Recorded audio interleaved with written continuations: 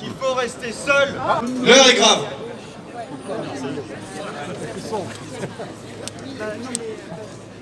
Qui aurait dit? Qui aurait pu dire il y a encore un an? Qui aurait pu dire il y a encore un an que des millions de personnes et des millions de Français seraient terrorisés, seraient séquestrés chez eux pour des mois et des mois et peut-être des années? Certainement pas vous, puisque notre histoire française est une histoire de battants. Mais notre histoire française est aussi une histoire où, malheureusement, les élites ont tendance à trahir pour des questions d'argent, pour des questions idéologiques, pour des questions de soumission aux empires du moment. Derrière cela, heureusement, il y a une résistance qui est toujours là, siècle après siècle, et depuis maintenant plus de 1000 ans, pour défendre la fierté et la liberté française.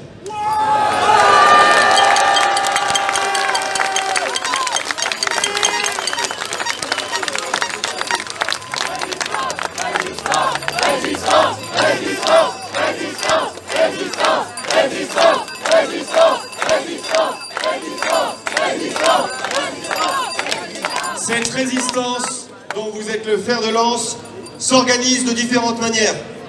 Sur les réseaux sociaux, sur Internet. C'est d'ailleurs pour ça que le système est si prompt à taper, à censurer, à interdire de plus en plus de voix dissonantes qui ont le mérite de dire la vérité, mais qui, selon eux, sont dans le complot et dans l'erreur. Ils ne sont pas dans les arguments, ils sont simplement dans les anathèmes, en essayant de faire passer leurs adversaires pour fous, précisément parce qu'ils n'ont aucun argument, parce qu'ils sont nuls, parce qu'ils ne travaillent pas, et parce que la plupart du temps, ils écoutent des personnes sans vérifier leurs sources, et ils écoutent simplement les sources qui les arrangent. Ces gens-là sont des amateurs, ils se font passer pour des professionnels, mais non, nous sommes là pour leur dire qu'ils sont nuls, et que nous ne sommes pas d'accord avec eux, puisque le peuple français est le seul à pouvoir décider dans son pays, et ce n'est certainement pas cet homme en train de faire la sieste là-haut qui doit décider pour nous.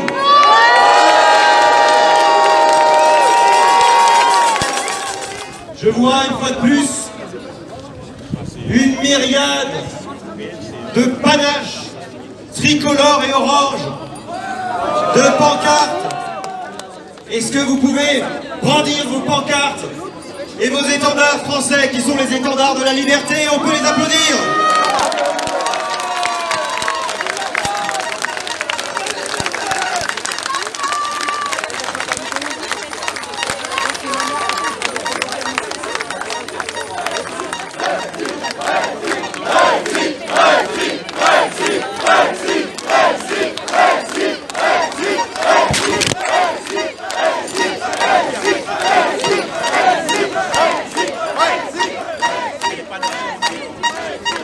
Il y a maintenant presque 5 ans, un Amiénois, un pauvre type entre nous, avait dit qu'il ne connaissait pas la culture française, qu'il ne l'a jamais vue,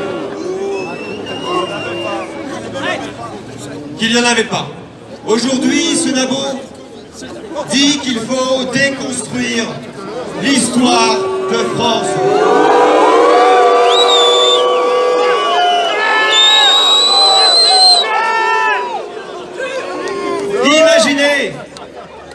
Imaginez le scandale que ce serait si cette personne était chef de l'État en France. Malheureusement, c'est le cas, c'est Emmanuel Macron. Il a honte de la France, mais lui, il nous fait honte.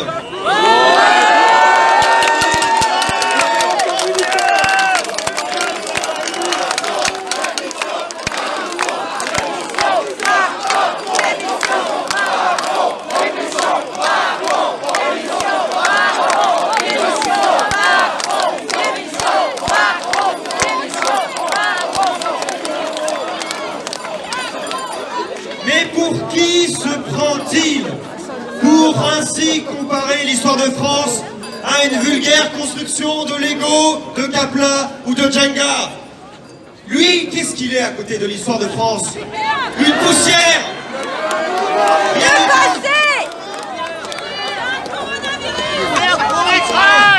Quelqu'un dit que c'est un coronavirus.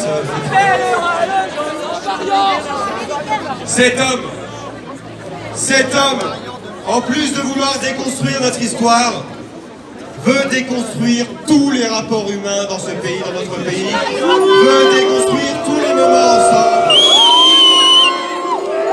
veut déconstruire toute notre vie sociale, notre vie affective, notre vie familiale. Mais il peut ouvrir ses grandes oreilles et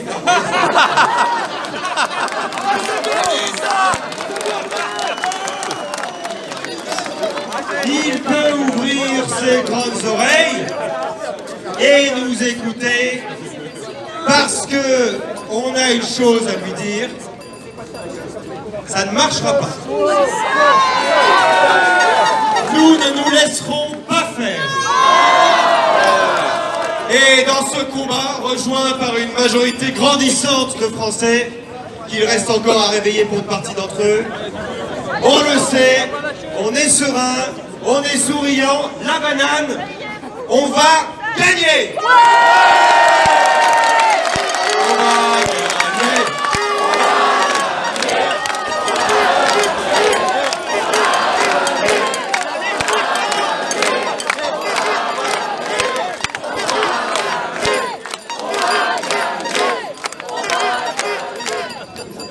Pour ces nulos du gouvernement, pour Macron, pour Olivier Véran,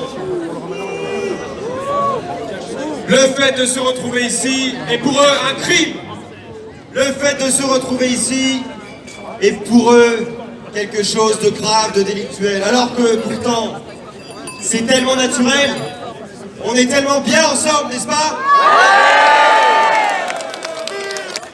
Allez écoutez, nous sommes des criminels. Vu le nombre qu'on est, on est même en bande organisée, personne ne peut nous canaliser.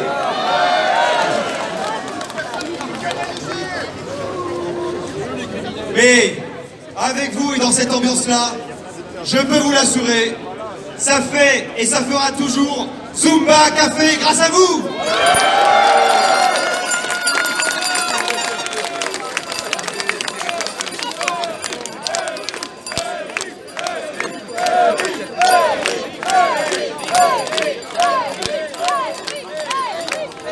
Alors, la dernière nouvelle qu'on a eue a été la conférence de presse de Jean Castex.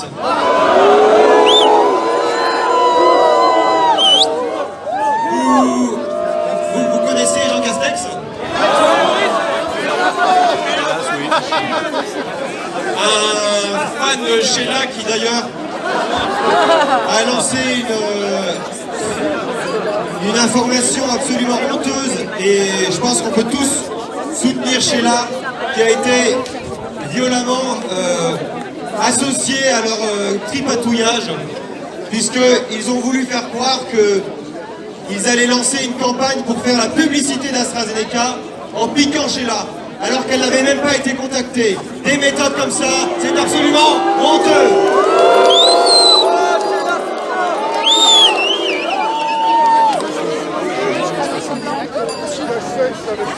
Sheila, si tu nous entends, on est avec toi.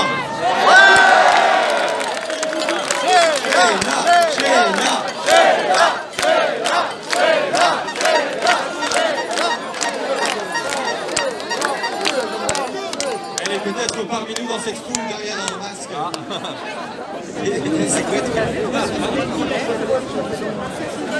Jean Castex a fait son exercice de style. Il n'a pas de style, c'est vrai. Jean Castex a fait son exercice de style habituel avec sa conférence de presse. En montrant les chiffres, avec comme argumentation de base, ok, peut-être que c'est difficile pour vous, peut-être que l'économie est en train d'être mise complètement la tête sous l'eau, peut-être que c'est difficile, peut-être que tout le monde est en dépression, peut-être que rien ne va, mais c'est pareil en Europe. Les autres pays européens, c'est encore pire. Vous les artisans, on est dedans. En Angleterre. Il nous a d'ailleurs montré un superbe graphique en montrant la comparaison des pays européens. En montrant notamment les Pays-Bas qui étaient très préoccupants et qui étaient très hauts. Mais ce qu'il n'a pas dit, c'est que sur la quasi-intégralité de ce graphique, la France est bien au-delà des Pays-Bas en termes de malades, en termes d'hospitalisation. Il a donc masqué ces chiffres, il nous a trompés. C'est un mensonge par omission, un de plus dans cette coronafolie.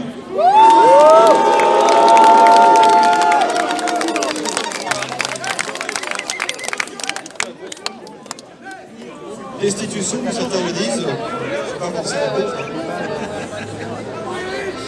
Ils sont donc... Vous voulez lancer un...